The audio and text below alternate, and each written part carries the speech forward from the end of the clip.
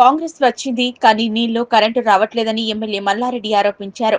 Municipal ఎన్నికల్లో భాగంగా Yellampet municipality పరిధిలోని శ్రీరంగవరం, నూతనకల్ గ్రామాల్లో MLA Mallareddy BRS party councillor అభ్యర్థులైన ఓంప్రకాష్, వరలక్ష్మి, సురేందర్, చీనోలా భాస్కర్, నరసింహ, సద్ది సురేష్ రెడ్డి, సద్ది నిషితారెడ్డిలను గెలిపించాలని విస్తృత ప్రచారం నిర్వహించారు. ఈ సందర్భంగా ఏర్పాటు చేసిన కార్నర్ మీటింగ్ లో ఎమ్మెల్యే చామకూర మల్లారెడ్డి మాట్లాడుతూ మహిళలకు ఫ్రీ బస్ పథకం ఇచ్చి బస్ సర్వీసులను తగ్గించిందని మండిపడ్డారు.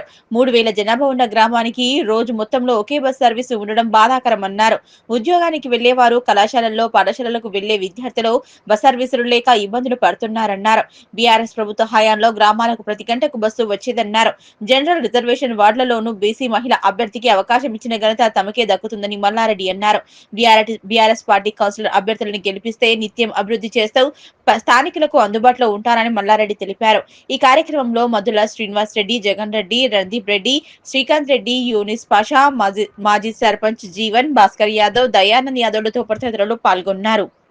మా నూతనకల్ 16వ వార్డు, 21వ వార్డు, 15వ వార్డు, 22వ వార్డు అభ్యర్థులకు భారీ మెజార్టీతో గెలిపించాలని కోరడం జరిగింది. ఎందుకంటే ఈరోజు కాంగ్రెస్ గవర్నమెంట్ వచ్చి 2 సంవత్సరాలు అవుతుంది. దాదాపు ఇచ్చిన హామీలను నెరవేరలేదు. రైతు బంధు 2 సంవత్సరాల నుండి ఒకటేసారి వేయడం జరిగింది. అప్పుడేమో కల్లిబుల్లి మాటలు చెప్పి పంటకు కాదు 3 పంటలకు సంవత్సరానికి వేస్తా 15,000 కాడికి అన్నారు. ఈరోజు ఏమైందో అర్థం కావట్లేదు. రైతులు చాలా అయోమయంలో ఉన్నారు. పోయినసారి కేసీఆర్ గవర్నమెంట్లో మాకు చిన్న చిన్న పల్లెలకు గ్రామ పంచాయతీ చేయడం జరిగింది. కానీ ఈసారి కాంగ్రెస్ గవర్నమెంట్ వచ్చేసి పల్లెలు తీసేసి మున్సిపల్ కలపడం అయింది. అదే కాకుండా నూతనకల్లా 1800 ఓట్లు ఉంటే దానికి కుక్కలు చింపిన ఇస్తరాకులాగా 4 దిక్కులు వంచి మాకు నూతనకల్లోకి చాలా బాధ పెట్టడం జరిగింది. నూతనకల్లా 1800 ఓట్లల్లో ఒకటే వార్డు ఫుల్ వచ్చింది. 200 ఓట్లు కొనేపల్లి మచ్చడిపల్లి పోయినాయి, 200 ఓట్లు లింగపూర్ పోయినాయి, 400 ఓట్లు శ్రీరంగారం పోయినాయి. ఇది ఎట్లా వార్డులు చేసిరో మాకు ఇప్పటికీ అర్థం కావట్లేదు. అక్కడ కొత్తగా మున్సిపాలిటీ అయింది. 4 వార్డులు వచ్చినాయి, 4 కౌన్సిలర్లు వచ్చారు. మా వరలక్ష్మి, మా నరసింహన్న, మా ఓంప్రకాష్, మా భాస్కర్ నలుగురిని కూడా భారీ మెజార్టీతో గెలిపిస్తామని పొద్దున్నే మా అక్కలు, చెల్లెళ్ళు, అన్నలు, తమ్ముళ్ళు అందరూ కూడా తరలి వచ్చారు. నాకు చాలా సంతోషం అనిపించింది.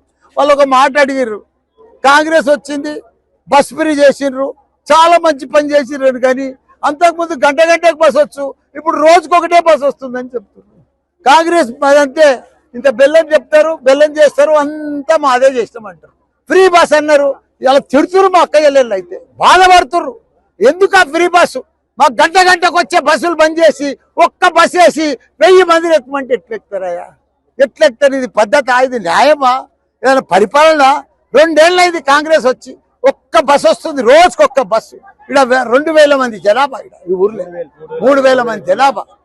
ఒక్క బస్సు ఎట్లయితుంది? పిల్లలు స్కూల్కి పోవాలి, కాలేజ్ పోవాలి, ఉద్యోగాలకు పోవాలి, ఇన్ని ఉంటాయి. తప్పకుండా బస్సులు వేపించే బాధ్యత నాదే.